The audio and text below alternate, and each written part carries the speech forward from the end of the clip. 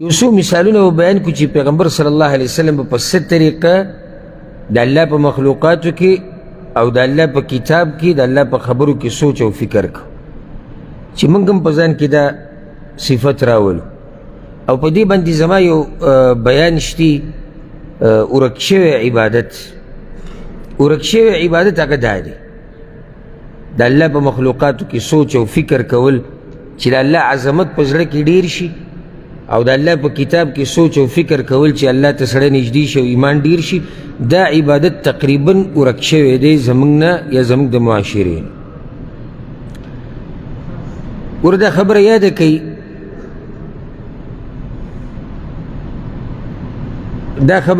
کوي چې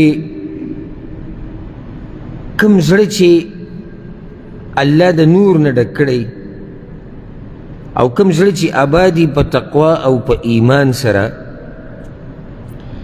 دی لازم سوچ او فکر کوي. دا کیدی نشي چې یو زړه کې دی ایمانی او دا زړه دی آبادي په تقوا او په دیندارۍ او دی کې دی سوچ او فکر نه. ځکه دی چې د ایمان دی اوچتې مرتبې ته رسېدلی دی او د تقوا دی دومره اوچتې مرتبې ته رسېدلی دی او دا زړه د ایمان نه ډک دی. دا هم د دې د لاسه دی چې د الله په آیتونو کې سوچ کړی، که هغه آیتونه د کائنات دي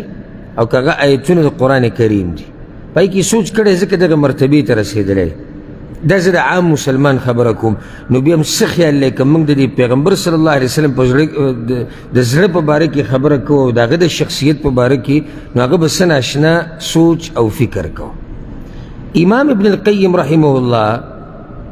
یو ناشنا خبره ذکر کړې ده، وی القلب لا يخلو من الفکر. دا کیدی نشي چې په یو زړه کې دې سوچ نه وي، یعنی لازم زړه په فکر او سوچ کې پروت دی. دا هر چا زړه چې دی دا په دنیا کې په یو فکر او سوچ کې دی.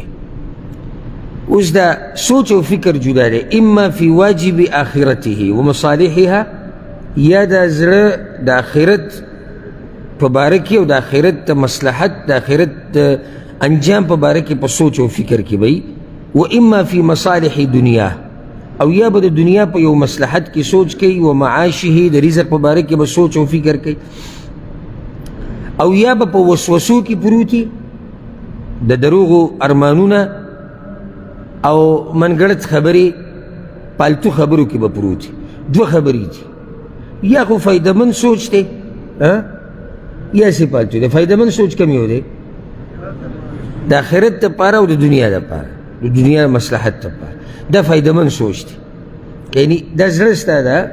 دا به کله یا سوچ او فکر کوي او دا راته ووایي ګورې دا سوچ او فکر د دې نسبت زړه ته کېږي. عقل چې دی دا هم په دې زړه کې، او دا ډېرو عوامو ته دې خبرې پته نشتي. لکه الله قرآن کې د کافرانو باره کې وایي لهم قلوب لا یفقهون بها، دوی سره زړونه دي په هغې سوچ نه کوي او په هغې کې فکر نه کوي. او دا دماغ چې دی اصل کې دماغ دا اشاره ورکوي زړه ته فقط، یعنی د ده کار صرف اشاره ورکول دي، مخکې فیصله کول نه کول دا ټول کار د زړه دی. نو سوچ او فکر دا په څه سره کېږي؟ دا په زړه سره کېږي چې دماغ ته له اشاره درکړي د هغې نه بعد نور دا دماغ دا د دې زړه نه اوچت نه دي. زړه باچا د بدن دی، لهم قلوب لا يفقهون بها فإنها لا تعمى الأبصار ولكن تعمى القلوب التي في الصدور. الله وی دا سترګې نه ړندېږي، اصل دا زړونه ړانده شي کنه. نو بنیادي ځای هغه کوم یو دی؟ دا زړه دی، ټوله قصه د دې زړه ده. نو ستا په دې زړه کې خو به یا د دنیا سوچي او یا د آخرت. اوس د آخرت ته سوچ خو فایدهمند دی، که خو څه شک نشته. د دنیا دا سوچ که مصلحت پکې دنیوي نو دا هم فایدهمند دی، خو دا دنیوي وقتي طور فایده ده او په دې کې هم څه حرج نشته. لازم به ستا زړه ته دا قسمه خبرې راځي د خپل رزق دپاره، د ژوند د تېرولو دپاره. مشکل دا دی چې کله ته په پالتو خبرو کې پروت یې، په وسوسو کې، په منګړت قصو کې، پالتو خبر لکه یو سړی اوس د په دې به څه مثال ورکړو. لکه یو سړی داسې به وایي چې د ګناه باره کې سوچ کوي دا خو دی ګناهګاري که ما دا چل وکړه او که داسې وشو او که دغه وشو یاره ځو لوبو له لکه نن سبا دا خلک په لوبو ټوغو کې ډېر پراته دي که هر قسمه لوبه ده او دی پکې سوچ او فکر کوي که دا ګټلی شوی او که دا بیللی شوی او که دا داسې شوی او که دا دغه شوی دا ډېر ساده ګل دی ساده ګل په دې دی چې وخت دې ضایع کو بدن دې ستړی کو ځکه چې ته چې سوچ او فکر کوې دې سره د بدن طاقت لګي موقع دې نه فایدهمنه لاړه نه دې د دنیا ګټه وکړه نه دې د آخرت وکړه او په پالتو قصو کې پروت دی یا یو سړی دې سوچ او فکر کې پروت دی چې دا پلانې 3000 ریاله د میاشتې لري 3000 ضرب 60 د دومره شی شو نو چې دومره دې دی لیږي او دومره پاتې شو نو دا د کال دومره شو نو دې د دې نه خوري څومره انډیوالي ته وباسه دغه بس په دې عذابونو کې اخته دي او دا ډېر دي پښتنو کې چې پردی حساب کوي لکه بعض په دا ناشنا عذاب کې اخته شوي دي چې څه کوي پردی حساب کوي که تا سره ګاډی ولیدو د دې بدله حساب کوي که ستا کور ولیدو د دې بدله ریکارډ راوباسي او کیدای شي ستا د پلار نیکه تاریخ هم راوالي چې هغه غریبانان وو که هغه مالداران نو سم خیال له دې سوچ او فکر باره کې صرف پالتو دی نقصانی دی نقصانی دی دا ته حسد ته بوزي دا ته بغض ته بوزي او که نور څه نه یې وخت یې ضایع کو نو سوچ او فکر لکه مقصدي خبره دا چې امام ابن القیم رحمه الله وایي چې ستا زړه لازم په یو سوچ کې دی فایدهمند کوم یو دی د آخرت ته ټول اوچت دی بیا د دنیا د مصلحت دپاره چې فایدهمنه خبرې دې دپاره سړی سوچ کوي لکه چې سړی ناست دی سوچ کوي چې دې بچو دپاره رزق په څه طریقه را پیدا کړم دا تجارت خپل څنګه ډېر کړم او د دې بچو د تربیت سوچ کوي د خپلو خپلوانو بله مسله یا داسې پسې بیا دا مصلحت دی دنیا دې نه بغیر ژوند نه تېرېږي لازم به په زړه کې دا راځي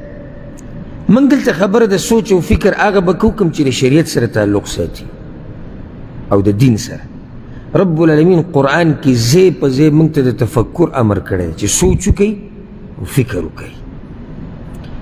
او د دغه خلکو الله صفت کړی دی کوم خلک چې سوچ او فکر کوي زه به درته صرف یو څو ایتونه بطور نمونه دا پیش کړم دا نه چې قرآن کې څومره ایتونه دي هغه ټول ما راجمع کړي ځکه که سړی دې موضوع باندې خبره شروع کړي چې قرآن کې الله کم کم ځای کې دا خبره کړې ده نو دا خبره بیا ډېره زیاته اوږدېږي خو صرف یو څو مثالونه ګوره الله دعوت ورکړی دی په سورة الروم کې د سوچ او فکر طرف ته نو څه وایي سورة الروم کې الله أولم يتفكروا في أنفسهم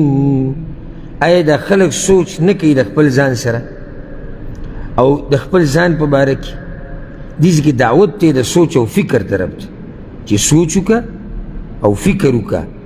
چې الله سبحانه وتعالی مخکې د آیت کې دا دي چې الله سبحانه وتعالی د ځمکې او اسمانونه ولې آخر پیدا کړي دا سوچ خبره ده لکه تاسې ځان سره کښېنه که نه دا دومره غټ اسمانونه دا دومره غټه ځمکه دا دومره لوی مخلوقات دا به الله پالتو پیدا کړي دا زما او ستا د جسم ته وګوره د مشینرۍ ته وګوره دننه او بیا دې سلسلې ته وګوره بچي دي او ښځه ده او مور پلار دي او بیا خپلوان دي او بیا د دنیا مخې ته داسې روانه دا دومره غټه خبره به هسې پالتو روانه د دې به څه انجام آخرت کې نه وي د دې به څه آخرنۍ څه نتیجه به د دې نه راوځي د دې به څه سزا جزا بدله به نه د سوچ خبره ده د رب العالمین د شان سره دا مناسب نه دي چې دومره غټه دنیا دې پیدا کړي او هغه دې پالتو پیدا کړي آخر د دې دنیا د پیدایش مقصد څه و چې الله دا پیدا کوو بغیر فایدې نه دا سوچ خبره ده سبحان الله ګوره چې لږ دا سوچ وکړي که نه او دا زړه په کار کې او دا دماغ سټارټ کې نو د ایمان اوچتې مرتبې ته رسېدی شي خو عقل سوچ او فکر او دماغ چې دا د قرآن او حدیث په مقابل کې نه قرآن او حدیث باندې د پوهېدو دپاره دې دپاره به عقل استعمالي بس جاهلان هغه دي ګمراهان چې عقل د څه دپاره استعمالي د مقابلې دپاره یعنی الله دا څنګه ویلي دی الله اعتراضات کوي نه الله دا ویلي ته سوچ او فکر وکړه په دې باندې د پوهېدو دپاره په دې باندې د اعتراضاتو دپاره نه چې ته په اعتراضات شروع نو دې چې وګوره الله دعوت ورکړی څه طرف ته د سوچ او فکر طرف ته ګوره سورة الحشر لراشه سورة الحشر کې الله وی د آخرني آیتونو کې لو انزلنا هذا القرآن على جبل لرأيته خاشعا متصدعا من خشية الله الله وی که د قرآن ما نازل کړی په یو غر باندې دا غر به د الله د یېرې نه ریزه ریزه شي زره زره شی به یا الله ته موږ ته دا خبره ولې بیانې الله وی وتلك الأمثال نضربها للناس لعلهم يتفكرون الله وی دا مثالونه دې دپاره بیانوم چې دا خلک پکې سوچ وکړي چې قرآن دومره اثر کوي په یو دومره لوی مخلوق باندې او په تا باندې چې د غوښې نه او د اډوکې نه او د رګونو نه ستا بدن جوړ دی دا کمزوری بدن په تا باندې اثر ولکړو ور الله وی د سوچ او فکر دپاره اوس دا خبره ستا په سر سرسري واورېده هېڅ فایده یې ته وانغسته خو که چېرته ته کښېنه او جوور سوچ وکړي چې قرآن داسې یو عظیم کتاب دی چې دا غر ریزه ریزه کېږي که چېرته دا قرآن پې الله نازل کړی او په ما کمزوري انسان باندې اثر ونه کړو دا د سوچ او د فکر خبره بل ځای کې الله وایي سورة البقره که ما تاسو ته یو څو آیتونه ته بیانوم سورة البقره کې الله وایي كذلك يبين الله لكم الآيات لعلكم تتفكرون الله وایي زه د خپل آیتونه د خپلې نښې د خلکو ته بیانوم د قدرت ته دې دپاره چې دا خلک پکې سوچ وکړي او تاسو پکې فکر وکړي الله سورة الأعراف کې دا خبره ذکر کړې ده فقصص القصص لعلهم يتفکرون پیغمبر بیان وکړه دې خلکو ته چې دوی پکې سوچ او فکر وکړي په سورة یونس کې الله وایي كذلك نفصل الآيات لقوم يتفکرون الله وایي دقه شان زه واضحه بیانوم د خپلې خبرې د دې دپاره چې تاسو پکې سوچ وکړئ سورة الروم سورة الزمر سورة الجاثية دي طولو كي دي سي آيات إن في ذلك لآيات لقوم يتفكرون يقينا بدي مخلوقاتو كي الله دا قدرت غټي نخي دي خدا غچا دا پاره چې څوک پکې سوچ او فکر کوي نو خبره ټوله د څه ده د سوچ او د فکر او رب العالمین د عقل د خاوندان خوښوي د الله ګوره د هوښیار خلک خوښوي ځکه چې دا عقل الله موږ له راکړی دی دپاره دی چې موږ پې څه ته ورسو موږ پې د دیندارۍ ته ورسو او دا کمعقل غونته کې نه دا بې فایدې سړی دی هېڅ فایده پکې نشته د ځان نه هوښیاران جوړ کوي